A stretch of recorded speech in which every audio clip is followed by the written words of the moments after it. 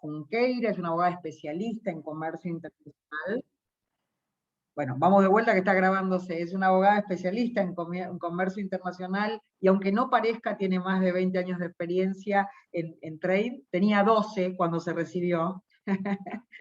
Es doctora en Derecho Internacional de la Universidad de San Pablo y tiene un magíster en Derecho Mercantil Internacional por la Sorbonne, por la Universidad de París.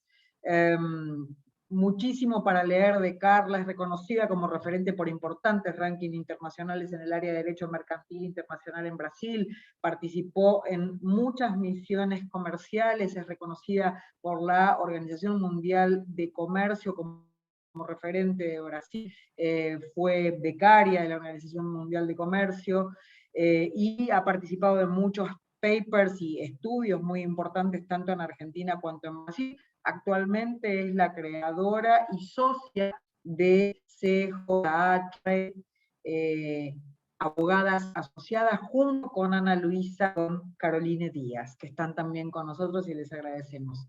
Carla, el aire es tuyo, muchas gracias. Muy interesante, importante para nosotros esta introducción, este módulo introductorio de algo súper fuerte para 2022 en nuestros proyectos, como lo es el trade, y en este caso el trade compliance, que es una de las patas que nosotros estamos, como sabés, muy interesados respecto de cómo atraviesa a la organización todo el tema compliance. Adelante, gracias.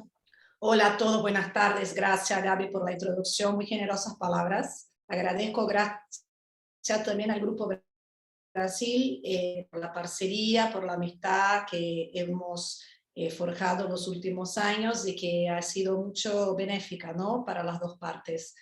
La idea que propuse y que Gaby aceptó fue de hacer un primer módulo de nuestro programa de Trade Compliance como un beneficio del Grupo Brasil a sus asociados.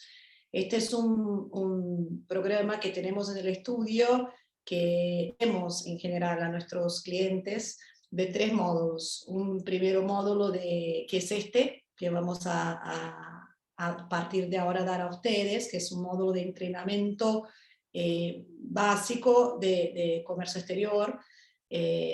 Un segundo módulo, que es un módulo después mi socia Ana Luisa va a pasar a presentar bien cada uno de estos módulos. Un segundo módulo que es una especie de auditoría, o sea, del chequeo de cómo están los procesos de comercio exterior dentro de la compañía, con la elaboración de un report, de un relatorio de apuntamientos de los procesos, y un tercer módulo que sería el módulo de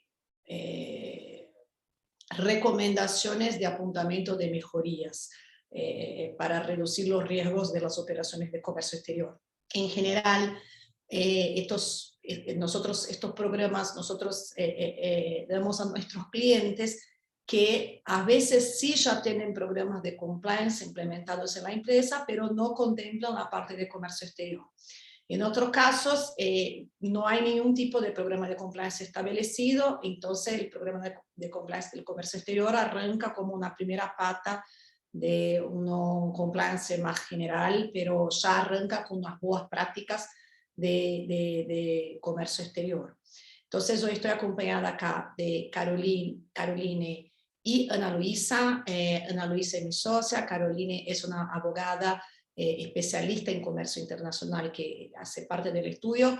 Caroline y Ana Luisa están en San Pablo, en el estudio de San Pablo. Yo me quedo en Buenos Aires, ella en San Pablo. Somos las 3 especialistas en comercio internacional y nos dedicamos 100% de nuestro tiempo a comercio exterior.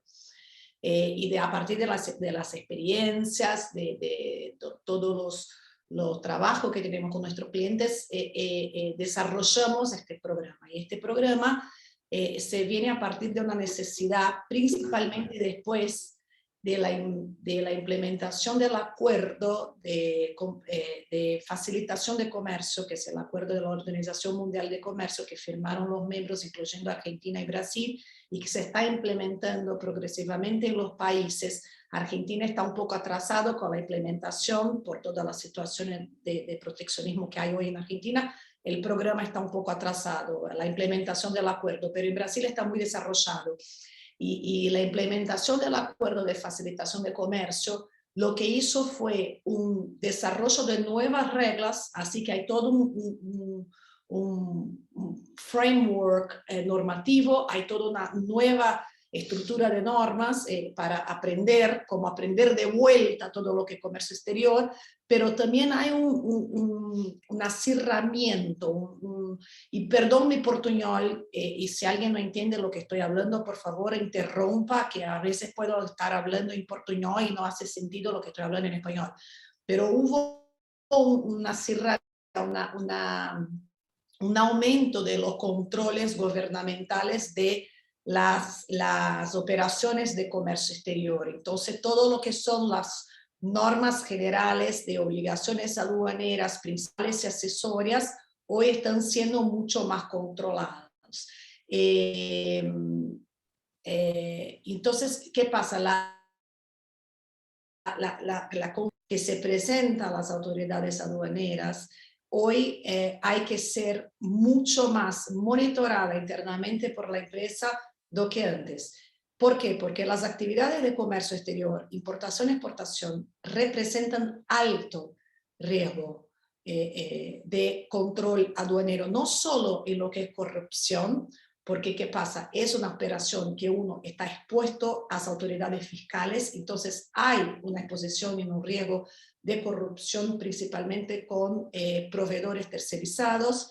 Hay muchos agentes públicos involucrados en la operación y a veces no hay situaciones de dolo, de intención, pero muchas veces hay errores de consistencia de información de registro causado por simples falta de conocimiento o falta de padronización de controles.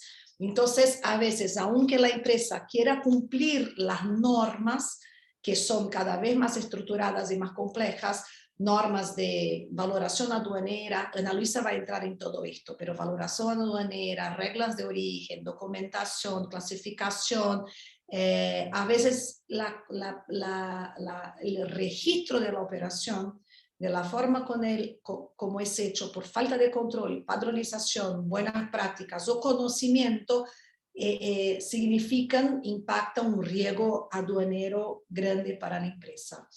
Estos controles, o sea, impactan no solo la empresa, pero también, como dice, los fornecedores, que son los gestores aduaneros, en Brasil llamados despachantes aduaneros, porque es una responsabilidad long arms, que decimos, que impacta toda la cadena. Entonces, el programa, la idea del programa es ser una jornada, o sea, un journey de transformación aduanera de la empresa, ¿no? Siempre para reducir los riesgos de responsabilidades aduaneras y de aumento de la previsibilidad. Trabajo con empresas que tienen agentes, gerentes, otras que no tienen.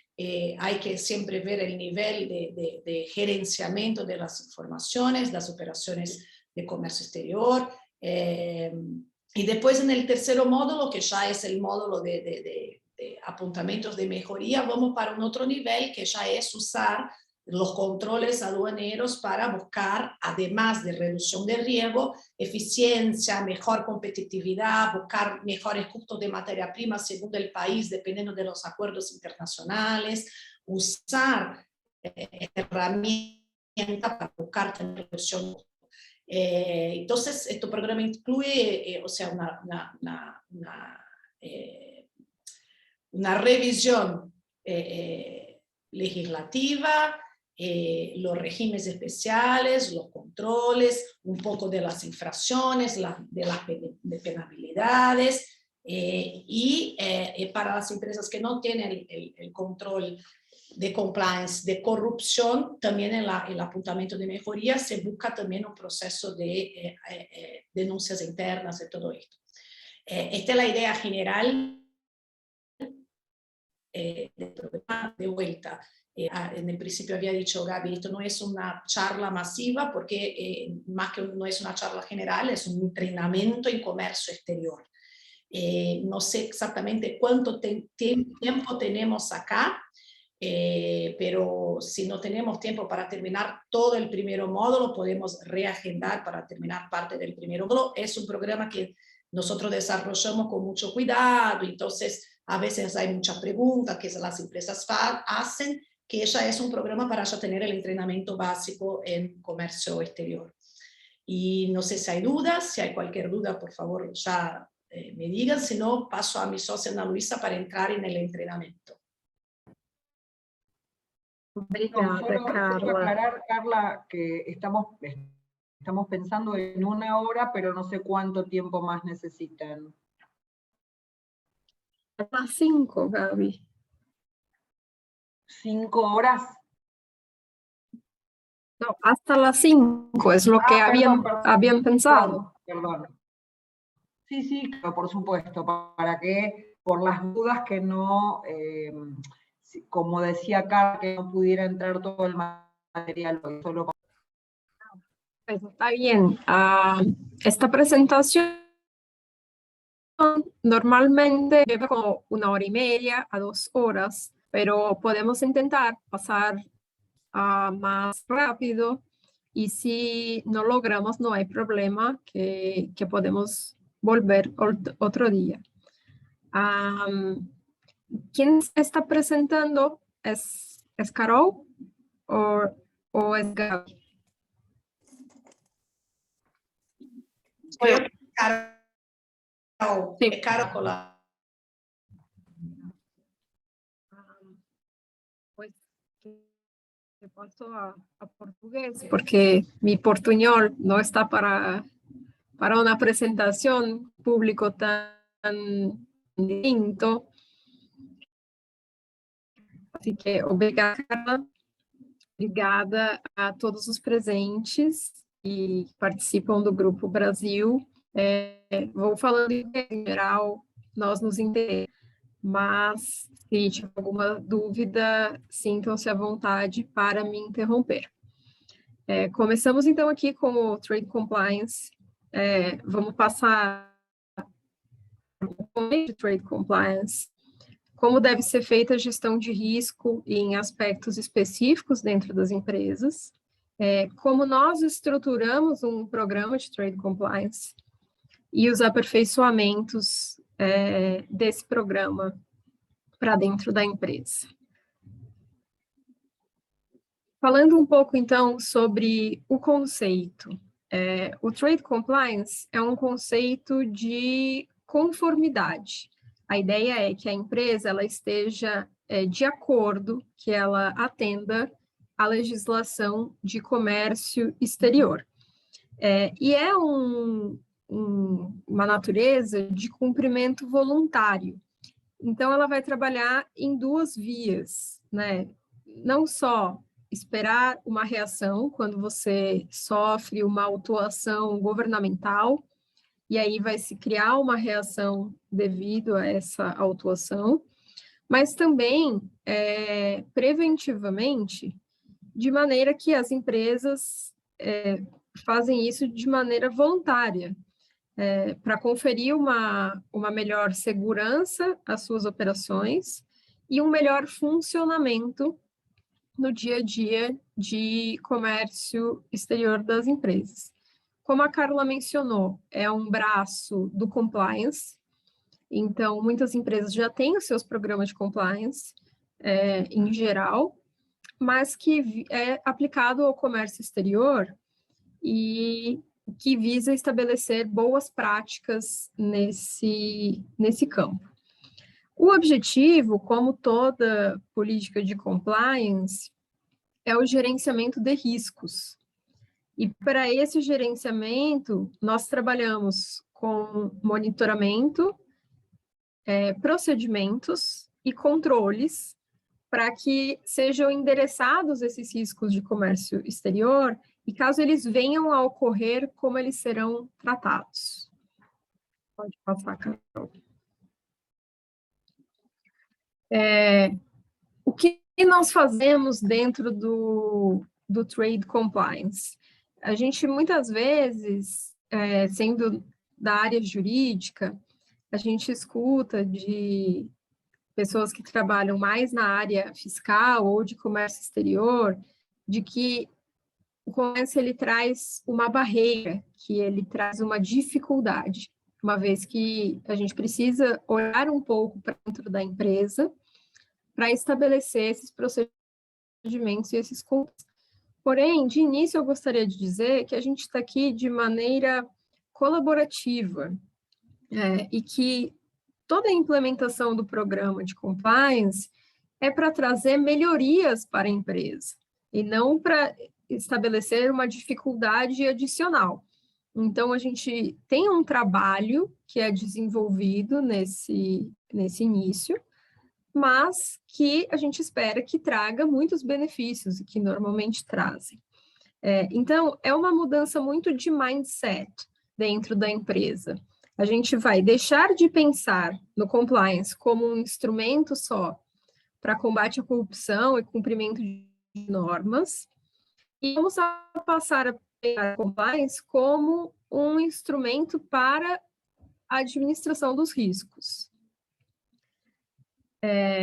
Também a gente não está falando do engessamento, né, do endurecimento dos processos e das operações de comércio exterior. Como eu disse, não estamos aqui para impor barreiras, e sim num processo dinâmico que vai melhorar as operações dentro da empresa, tornando-as mais fluidas e muitas vezes mais rápidas posteriormente. Também não é nossa intenção aumentar a burocracia nos processos internos. Quando nós desenvolvemos o Trade Compliance, a gente parte dos processos que já são aplicados pelos funcionários dessa empresa, pelos empregados dessa empresa. Então, é uma construção colaborativa, co-criada, não é uma imposição de processos da nossa parte. Até porque, em português, nós dizemos que não existe uma receita de bolo. Então, nós não chegamos na empresa com um passo a passo de compliance para que ele seja aplicado. Nós vamos ter que trabalhar com algo que faça sentido dentro daquela empresa, adaptado à sua cultura, aos processos que já são aplicados por essas pessoas. Então, ao invés de burocracia nos processos, nós estamos falando da criação e implementação de uma prática e de uma cultura de conformidade dentro das operações de comércio exterior.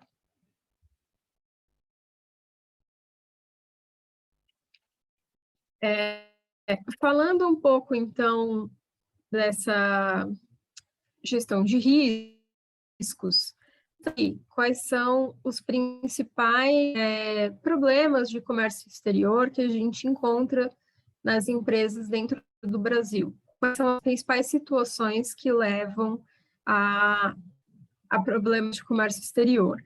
Nós estamos falando aqui da prática brasileira, mas também, pelo que conversamos com a Carla, também é muito comum. Já trabalhamos também com empresas que exportam do Brasil e que tiveram problemas em outros membros do Mercosul. São pontos que nós pegamos dessa prática.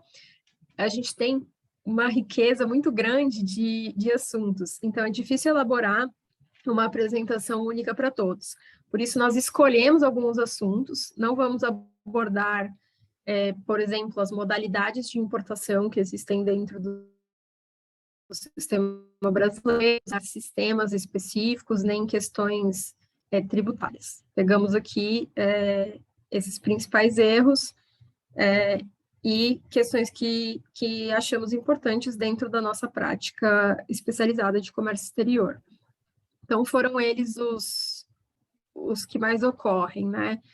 os erros de valoração aduaneira dentro dos métodos, erros relacionados à classificação fiscal da mercadoria, que no nosso caso aqui no Mercosul, em que NCM um produto vai estar classificado, em relação ao descumprimento das regras de regimes aduaneiros especiais e inobservância das regras de origem, sejam elas ou não preferenciais.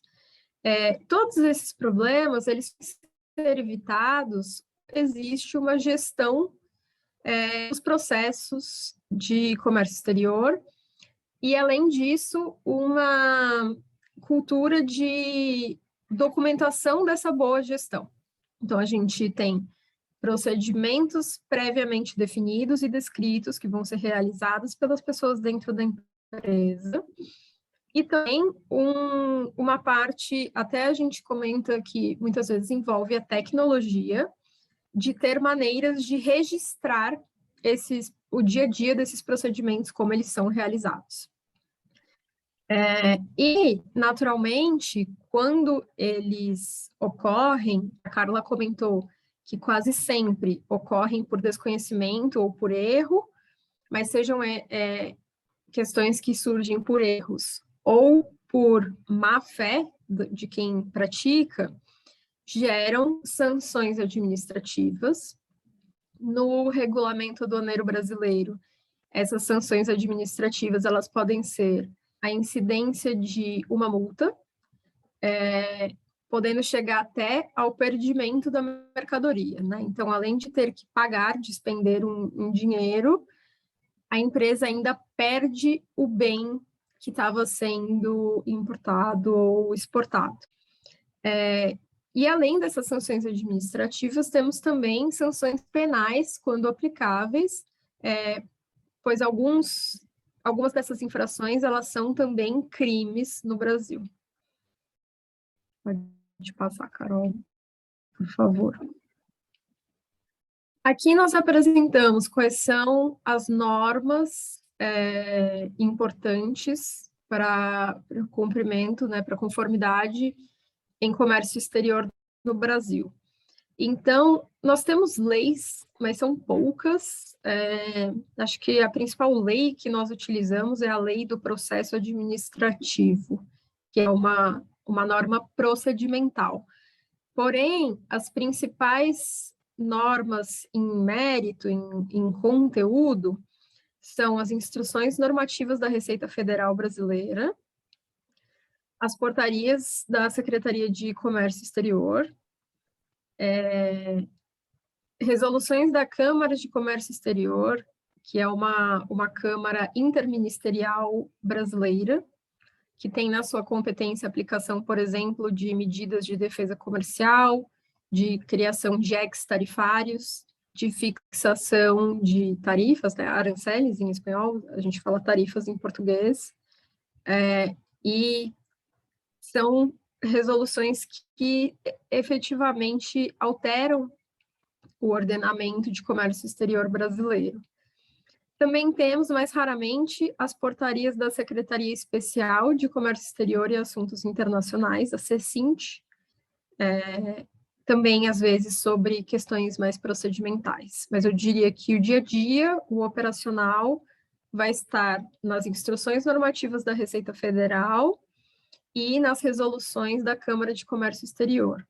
É um desafio, porque a gente chama isso de legislação esparsa. Você não tem um código que contemple todas essas normas. Pode passar, Carol. Aqui nós apresentamos em detalhes, né, em espécie, algumas normas. O regulamento aduaneiro é onde estão as principais questões de comércio, então, tudo aquilo que nós vamos falar em relação aos tratamentos, aos regulamentos especiais, ao que vamos tratar em espécie, normalmente eles estão descritos no regulamento aduaneiro.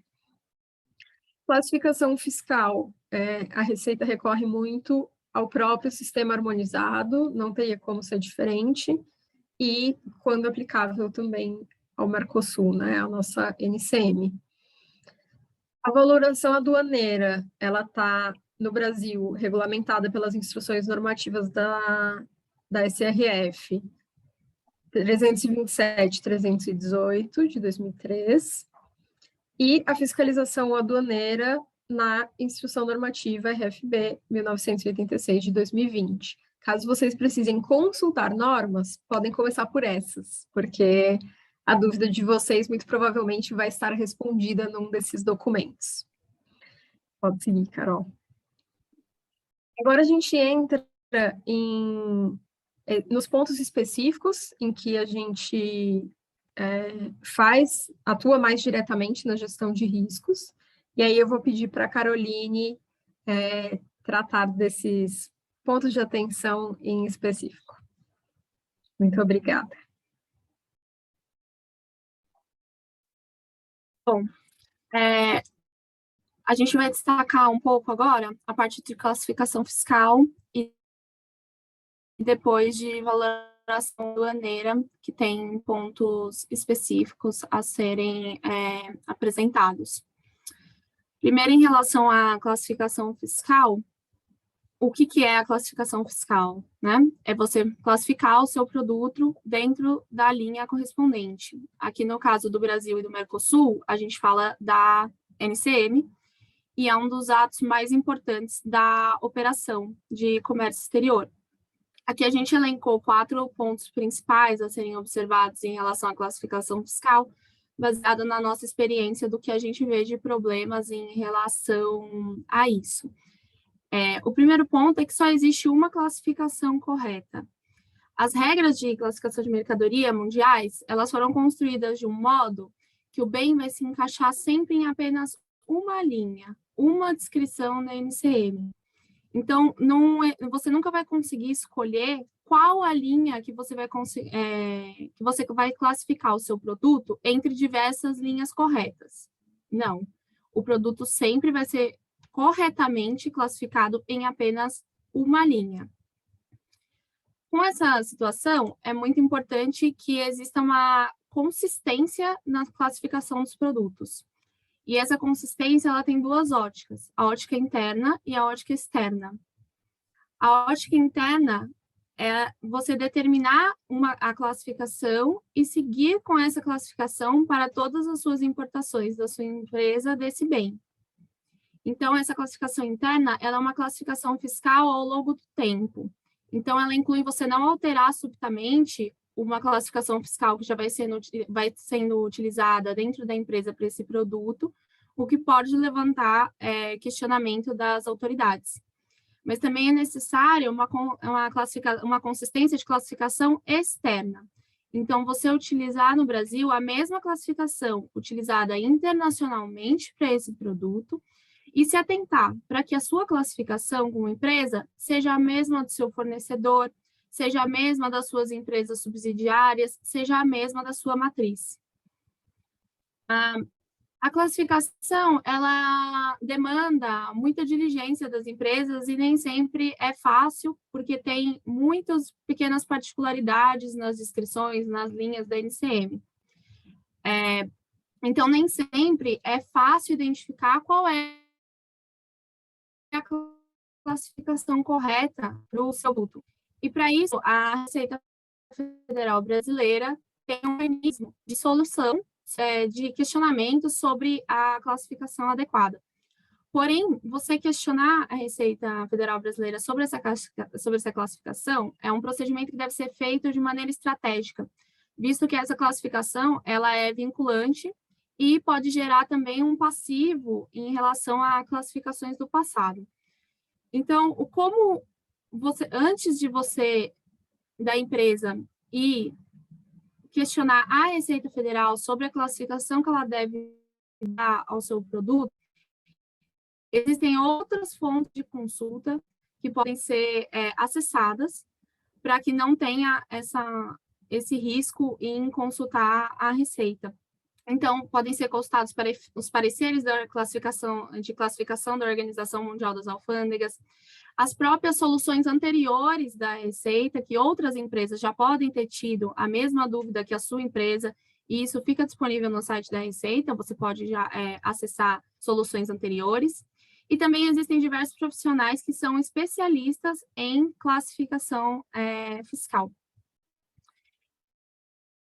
A gente também traz uma outra informação que hoje, no preenchimento de comércio, dos documentos de comércio exterior, o importador preenche a NCM do produto, né? Mas para o futuro a gente tem a possível implementação de um código de produto, que o processo vai ser exatamente o contrário. A empresa vai selecionar o produto a ser importado pela descrição e as importações vão ser incluídas na NCM correspondente. Esse sistema ele foi pensado, né, para diminuir o risco. Porém, ele faz com que as empresas tenham que aumentar o nível de diligência na catalogação dos seus produtos, para que quando você selecione ali a descrição, ela realmente entre na NCM correta. Valoração aduaneira é o segundo tema que a gente vai tratar mais genericamente para todas as operações de comércio exterior, e é o processo padronizado de valoração das operações. Então, a valoração aduaneira, ela vai, por exemplo, definir a base de cálculo para os impostos que você vai ter que pagar nessa operação de comércio realizada. Existem 6 métodos, né, de valoração aduaneira, que tem como base o acordo de valoração aduaneira da OMC, que os países da OMC que são membros também assinaram este acordo. E o método principal é o método de valor da transação, que é o preço efetivamente pago por aquela mercadoria. Os outros métodos, eles são subsidiários. Então, o valor de transação de mercadoria idêntica, transação de bens similares, revenda, custo de produção, ou ainda, se não for possível ter o valor por nenhum desses métodos, o valor obtido por critérios razoáveis. Então, para que você possa passar a valoração por outros métodos, o método anterior deve ser... você deve justificar que você não pode valorar corretamente aquele bem de acordo com o método anterior.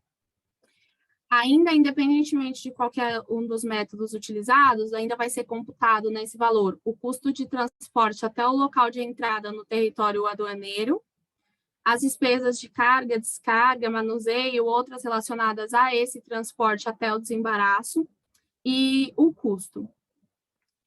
A valoração aduaneira, ela é importante também porque é importante entender como ela funciona e como fazer corretamente, porque em caso de fiscalização, a autoridade fiscal pode desconsiderar a valoração que foi realizada pela empresa, utilizar outros métodos e ainda determinar pagamento de impostos ou taxas de importações não pagas, caso haja diferença, né, em relação ao valor utilizado como base de cálculo, e pode incidir juros e multa.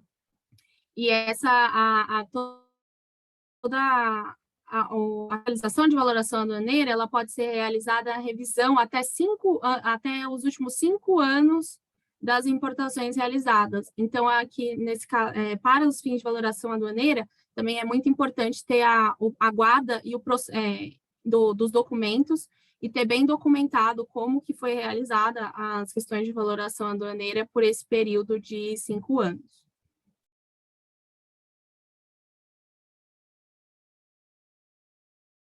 Além da valoração aduaneira e da classificação fiscal, é importante também observar que o país de origem ou destino de um bem, ele pode impactar o tratamento daquele produto para fins de comércio exterior. Então, as regras de origem vão ser os critérios que vão determinar o tratamento diferenciado de um bem de acordo com a sua origem. As regras de origem, elas podem ser preferenciais ou não preferenciais. As preferenciais são relacionadas às preferências tarifárias, ou seja, fazem parte do acordo de comércio entre os dois países.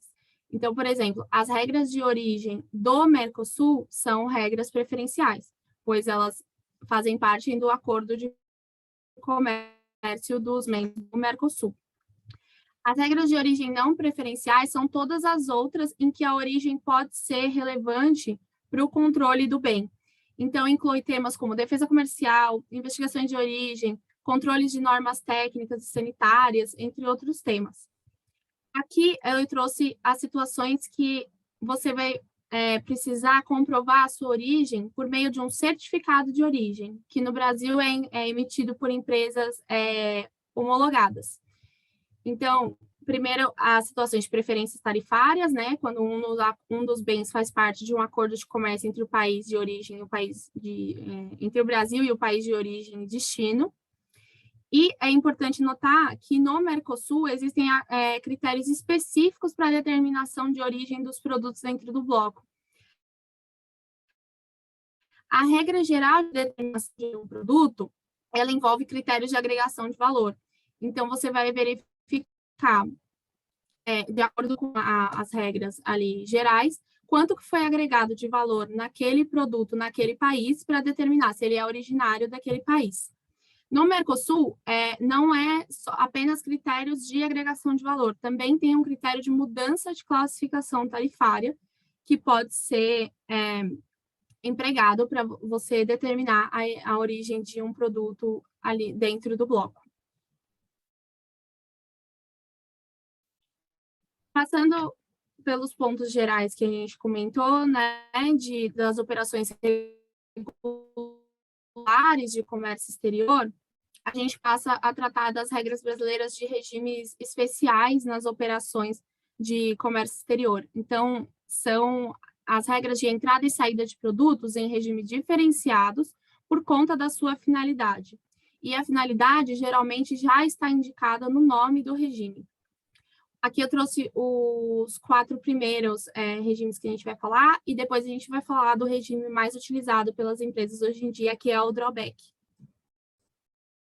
Então, tratando do trânsito aduaneiro, o trânsito aduaneiro, ele é um regime que trata sobre o transporte da mercadoria de um ponto ao outro do território aduaneiro com a suspensão do pagamento de tributos.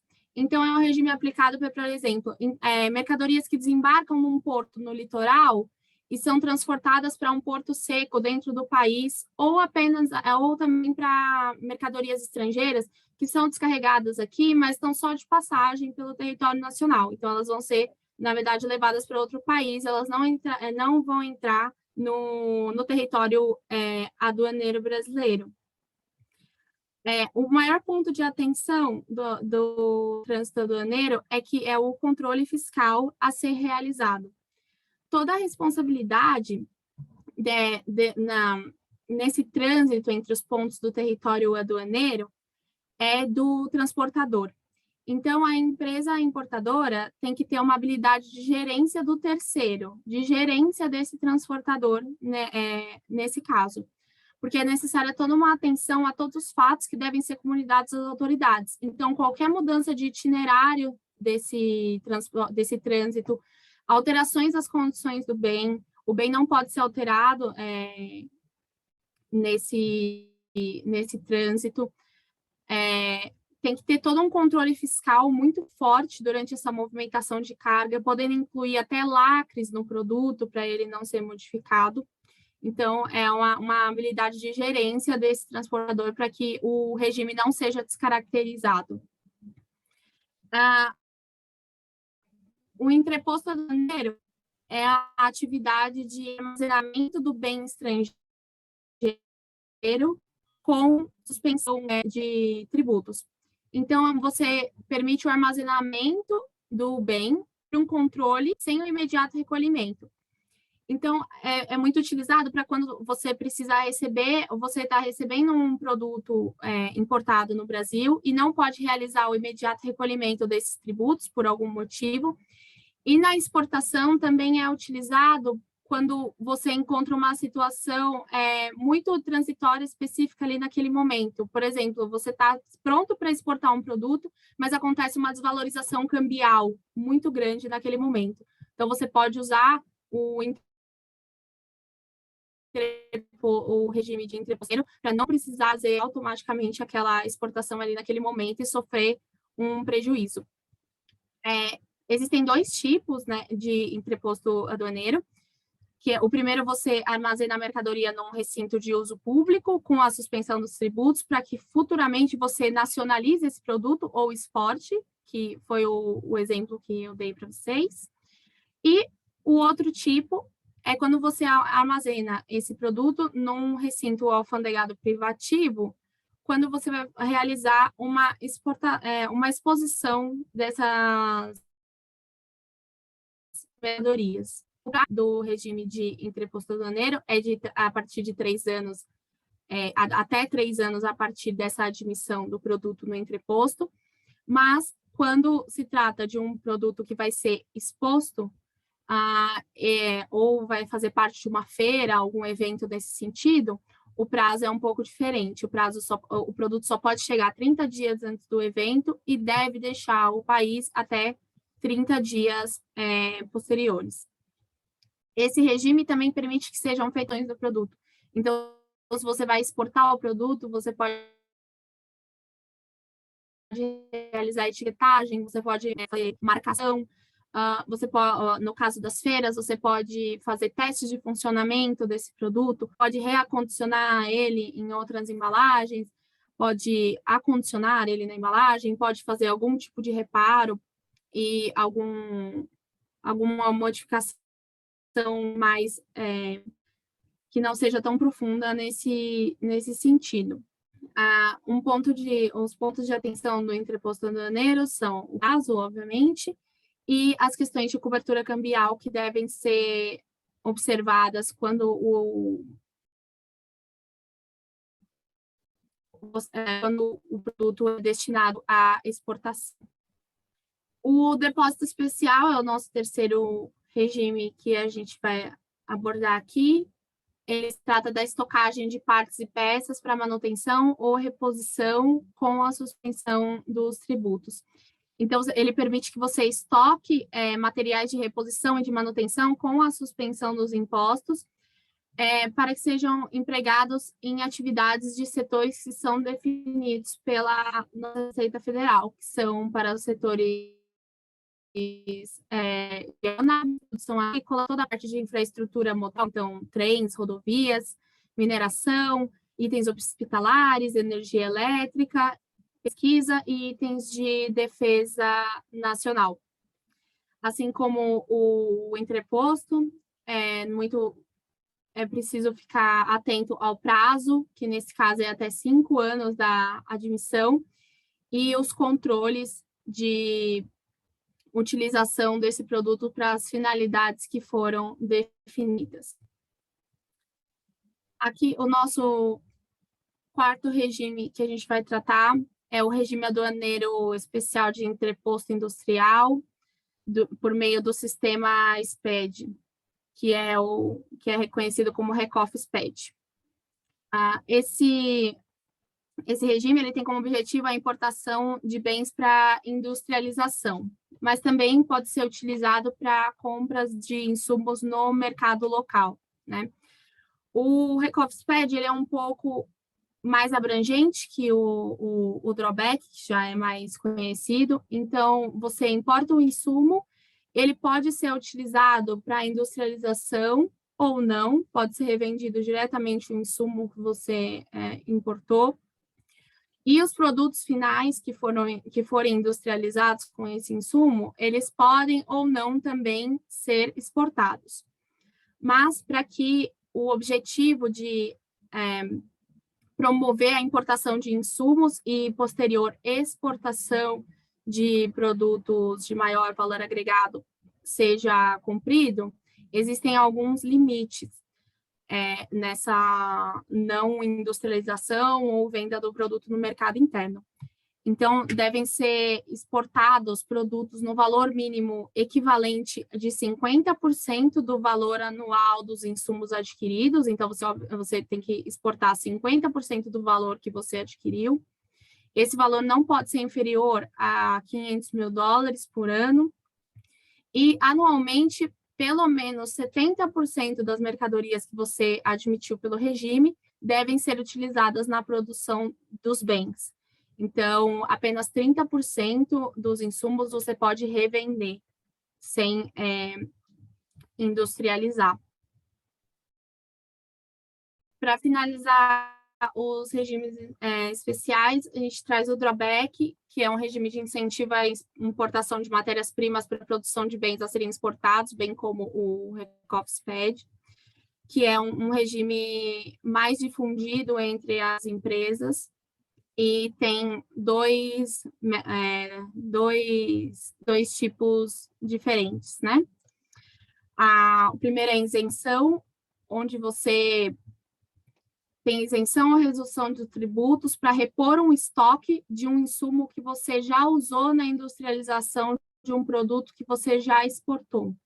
Então, se você usou um insumo nos últimos 24 meses para produzir um produto que você exportou, você pode pedir a isenção dos tributos na reposição desses insumos, contanto que tenha sido nos últimos 24 meses. O drawback suspensão é o mais utilizado, que é para o futuro, né? Então, você tem a suspensão dos tributos da importação de um insumo que você vai ainda industrializar para exportar. E aí você tem existe um prazo de 12 meses que você pode industrializar e exportar esse produto, que pode ser prorrogado por mais 12 meses. O principal ponto de atenção nos dois tipos de drawback é o ato concessório, que é o documento que vai permitir que você faça parte desse regime. Como os dois têm prazos pequenos, o preenchimento e o acompanhamento desse prazo são muito importantes para que você não perca a caracterização do regime. E também é necessária muita diligência no preenchimento do ato concessório para que depois não sejam geradas inconsistência com outros documentos relacionados. Então, os documentos da exportação do produto final, é todo um processo muito sensível que exige muita diligência. Ainda existem situações que você vai admitir um produto no país temporariamente e depois ele vai ser exportado. Não é um produto que vai ficar aqui para sempre. Então, as admissões temporárias, elas existem porque, de acordo com a finalidade daquele produto. Então, você admite um produto dentro do Brasil com fins específicos e como ele tem esse fim específico e ele vai ser reexportado, ele conta com um regime tributário diferente. Então, tem 3 tipos de admissão temporária. A primeira é o de suspensão tal do pagamento de tributos, que são bens também destinados a eventos, manutenção, testes, monstruários, ou até quando você precisa fazer uma reposição temporária de um produto que está fora, sendo em manutenção dentro de garantia.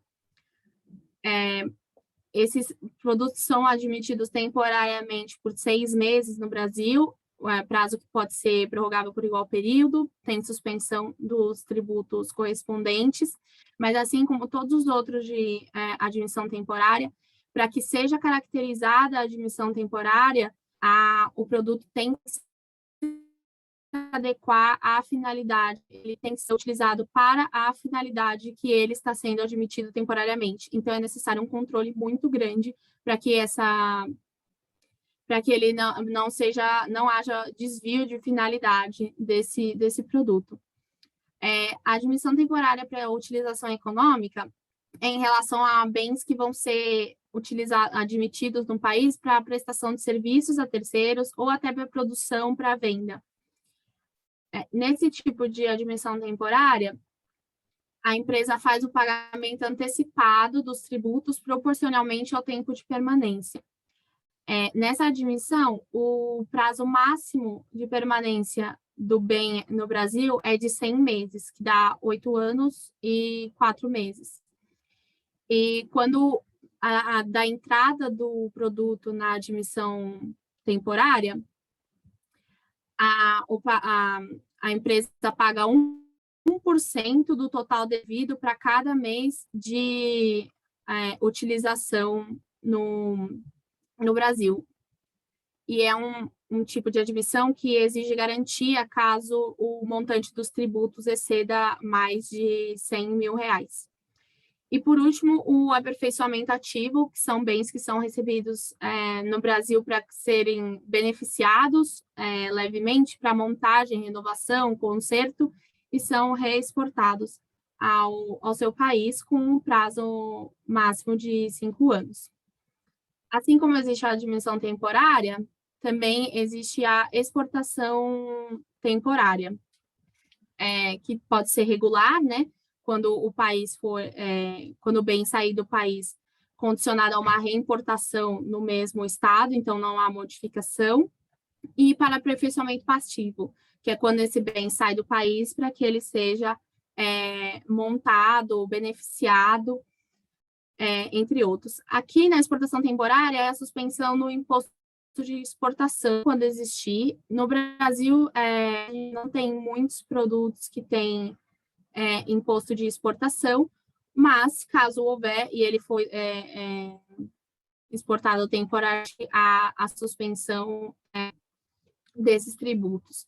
Assim como na admissão, também é necessário ficar muito atento à adequação da finalidade desse produto e aos prazos que devem ser respeitados para que a exportação não seja descaracterizada. E agora eu vou passar para a Ana Lu, a gente tratar mais especificamente sobre o programa de Trade Compliance, deixando um pouco mais de lado toda essa parte mais técnica. Obrigada, Carol. Em benefício do tempo, não vou entrar em muitos detalhes.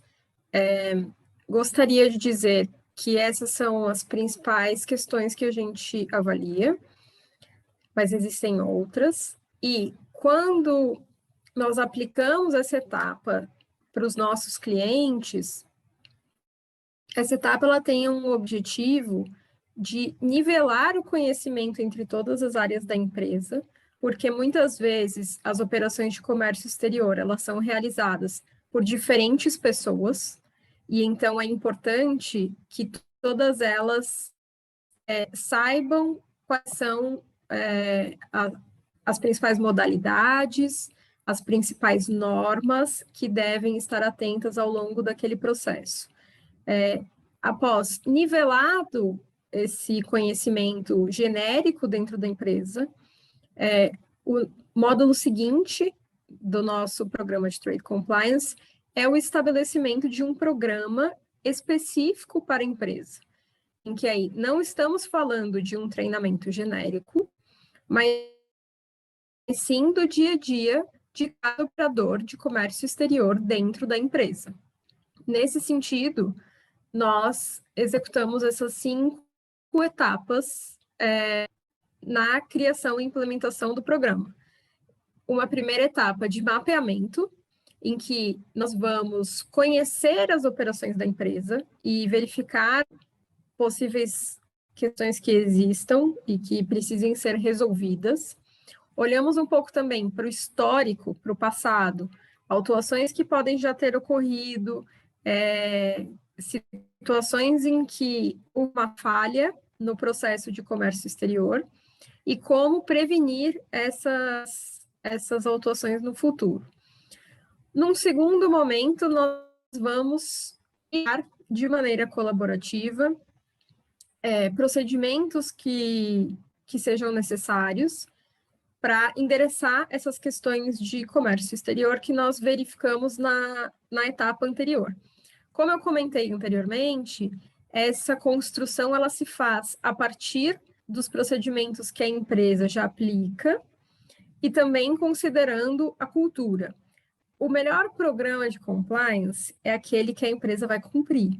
Então, a gente não cria procedimentos que depois no dia a dia não possam ser executados.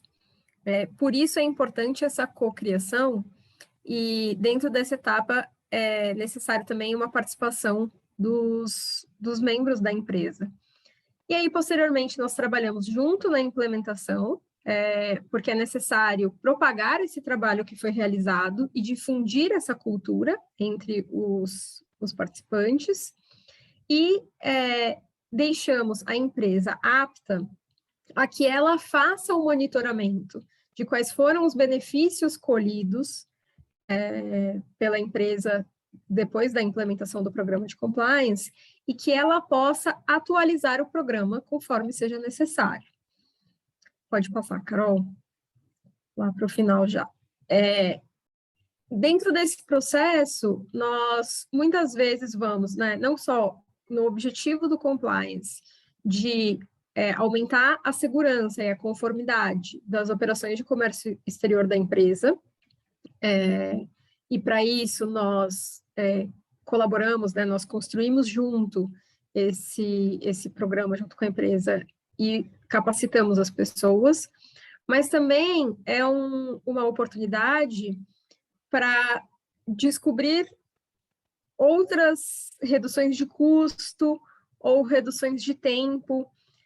Também pode ser um preparo para que a empresa depois aplique para a certificação de operador econômico autorizado, que no Brasil já tá disponível, e não só para que ela automaticamente monitore e melhore as suas práticas aduaneiras no seu dia a dia.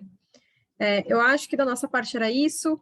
Eu corri um pouco no final para que nós pudéssemos não ultrapassar muito o tempo estabelecido.